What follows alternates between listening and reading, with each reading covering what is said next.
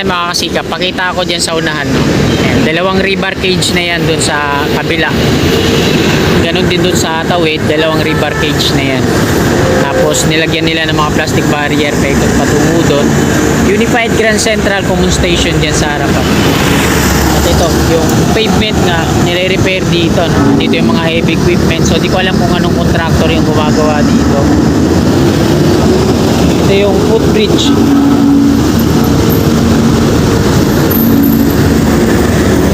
Wala nang makakapag-U-turn dito. Ito yung unang pier dito sa West Avenue, no? Tapos ito na yung pangalawa. So dyan sa may bakal na yan, magdi-drill pa yan kasi malayo pa yung pagitan ng dalawang ano na to, rebar cage. Sinimulan ko to, walang naniniwala sa paligid ko. Magandang umaga mga kasikap. Araw po ngayon ng Sabado, ika-7 ng Setyembre taong 2024 at ika-6 na ng umaga. Nandito po tayo ngayon sa may EDSA southbound at mag-update po tayo dito sa MRT7 Elevated Turnback Guideway. Titingnan natin kung ano na yung progreso. So wag na po natin patagalin to. Tara, let's go! Wala dito mga kasikap sa harapan ng SM Annex.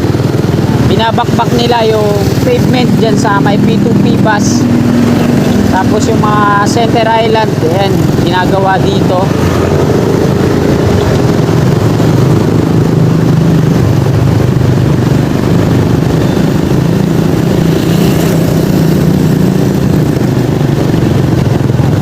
At tingnan naman natin yung footbridge mula dito sa SM North EDSA sa kaliwa.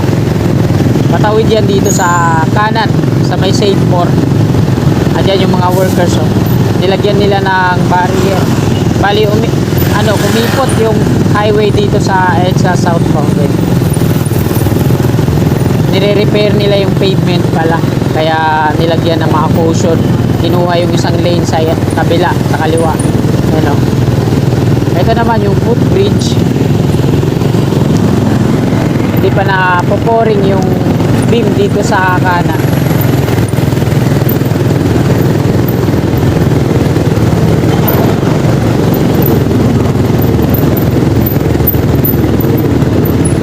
So ito po yung ganap ngayon dito sa may Paramount EDSA.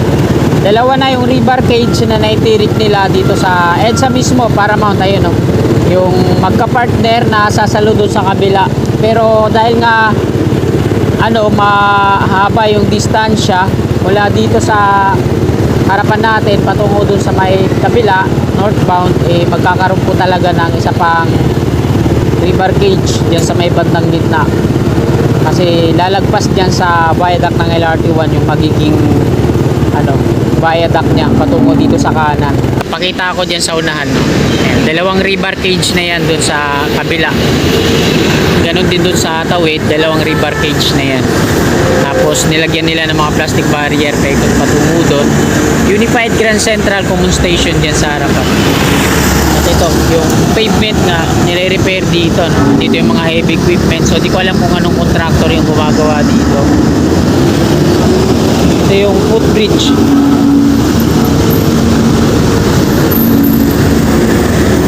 So ayan mga kasikap, nakuna na po natin ang update dito. Dadako na tayo sa kanan. Babaybay natin yung kabahan ng West Avenue. Titingnan natin kung ano yung progress dito sa MRT7 Turnback Guideway. So tara, let's go! Sa tuwing Sabado at Linggo lang sila nagre-repair dito sa pavement ng EDSA. Doon nga po sa may Guada, asfaltado na, no? Wala sang tolan. So dito sa unahan, wala nang makakapag-U-turn dito. Ito yung unang pier dito sa West Avenue, no?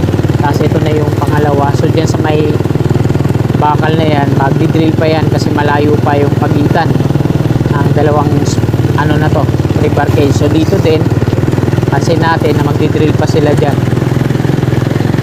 Ito po yung reverse alignment patungo yan doon sa Examiner Street, yung dulo. Kita nyo naman yung highway na dito sa West Avenue, no? Lubak-lubak na. Talagang sirang-sira na yung kalsada. Kaka-repair lang din yan, eh. Dito pa sa kanan yung ni-repair. pansinin natin, wala akong ganong nakikitang mga workers dahil nga po siguro sa maaga pa. Malamang tulog pa o nag-aalmusal pa lang yung ibang mga workers dito sa Trevi. So hindi ko nabibilangin mga kasikap kung ilang rebar gauge na yan dyan. Dire-diretso lang tayo.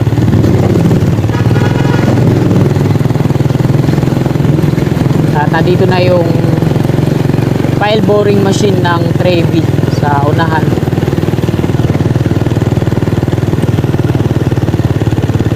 Meron na rin dito naka-reserve. Lagyan ng steel casing.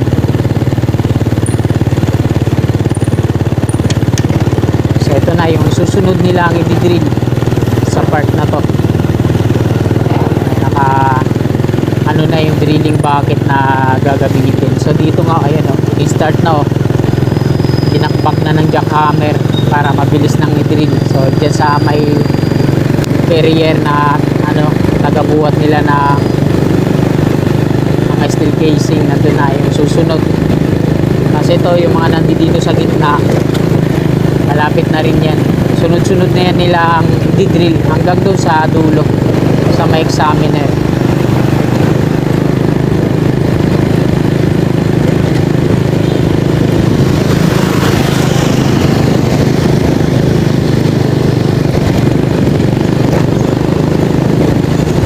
Yung part na malalim naman dito.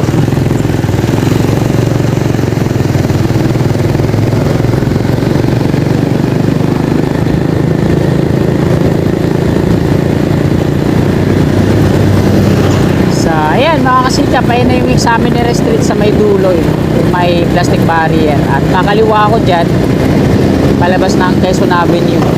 So doon tayo mag-end ng ating video sa may Quezon Avenue na.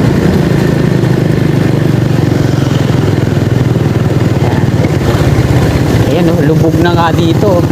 Lubog na. Nilagyan ng plastic barrier para walang ma-accident. So Examiner Street na to mga kasikap. Kakaliwa na ako dito.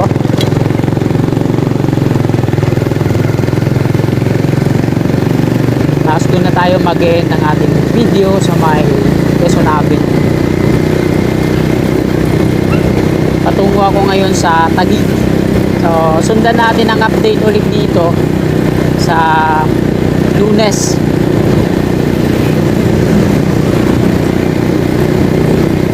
So ngayon isang daan muna tayo tapos di na ako nakabalik pa labas ulit ng EDSA kasi may kukunin ako dito.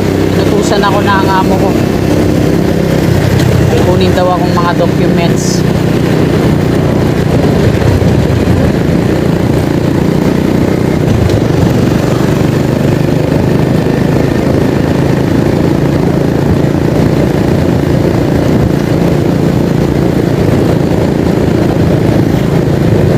Examiner Street po ito. Bulletin Street corner Examiner. Ayan po yung ABS-CBN sa unahan natin. Dire-diretso.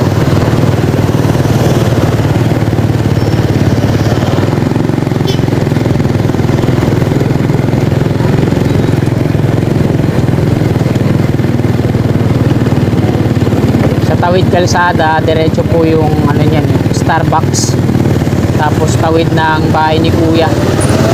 Pinoy Big Brother sa pag dinire-diretso mo yan yung tumpok.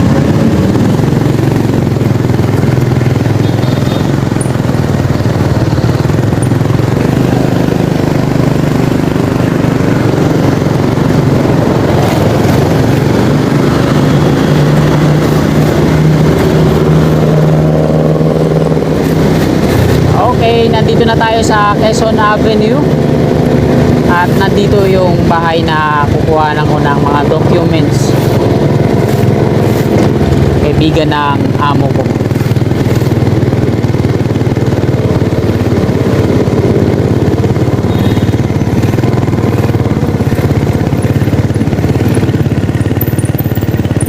So ayan mga kasikap, dito na po nagtatapos tong video na to. Marami pong salamat sa patuloy nyo suporta sa aking YouTube channel. At sana bago nyo lisanin tong video na to, pakilike na lang po. At sa mga kasikap natin na naabot ng video na to, at willing po kayo sumuporta sa akin, i-click lang natin yung subscribe dyan sa baba sa gawing kanan kung katabi niyang bell. Maraming salamat, magandang umaga, God bless po sa ating lahat. Sulat